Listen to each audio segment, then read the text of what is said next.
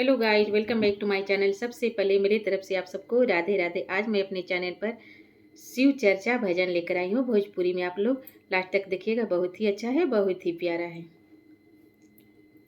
के करा से कहब दिल के बतिया हो, हमरो के हरि है विपतिया। के करा से कहब दिल के बतिया हो, हमरो के हरि है विपतिया।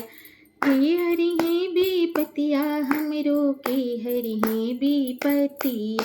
अरे के करा से कहब दिल के बतिया हो, हमरो के हरि है विपतिया।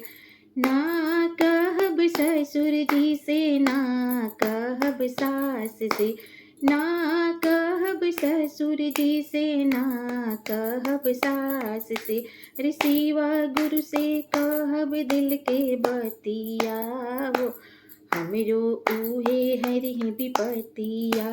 शिवा गुरु से कहब दिल के बतिया हो, हमरो उहे हरि है विपतिया। रे के करा से कहब दिल के बतिया हो, हमरो के हरि है विपतिया।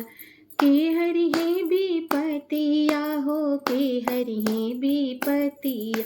अरे के करा से कहब दिल के बतिया हो, हमरो के हरि है विपतिया।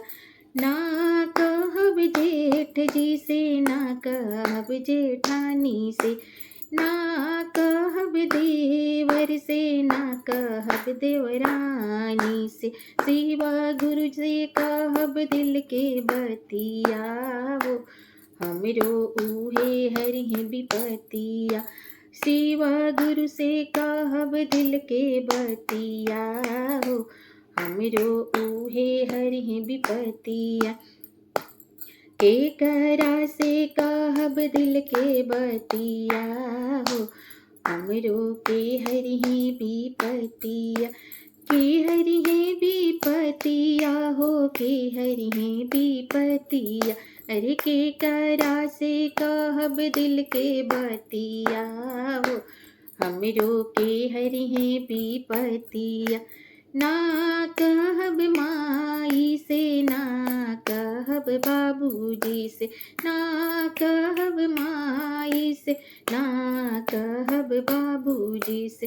शिवा गुरु से कहब दिल के बतिया हो, हमरो उहे हरि है विपतिया।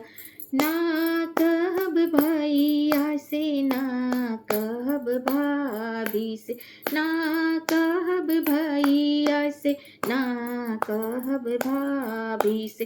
शिवा गुरु से कहब दिल के बतिया हो, हमरो उहे हरि है विपतिया।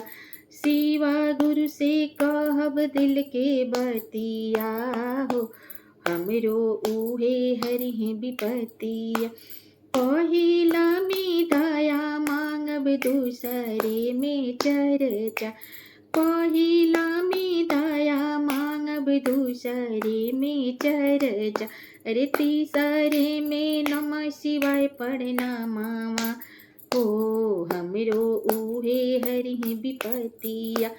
तीसरा में नमः शिवाय पढ़ना मामा हो, हमरो उहे हरि है विपतिया। तीसरा में नमः शिवाय पढ़ना मामा हो, हमरो उहे हरि है विपतिया। अगर अच्छा लगा होगा मेरा ये शिव चर्चा भजन तो आप लोग कमेंट में ज़रूर बताइएगा। फिर मिलती हूँ अगले गीत में, अगले भजन के साथ। तब तक मेरी तरफ से आप सबको राधे राधे।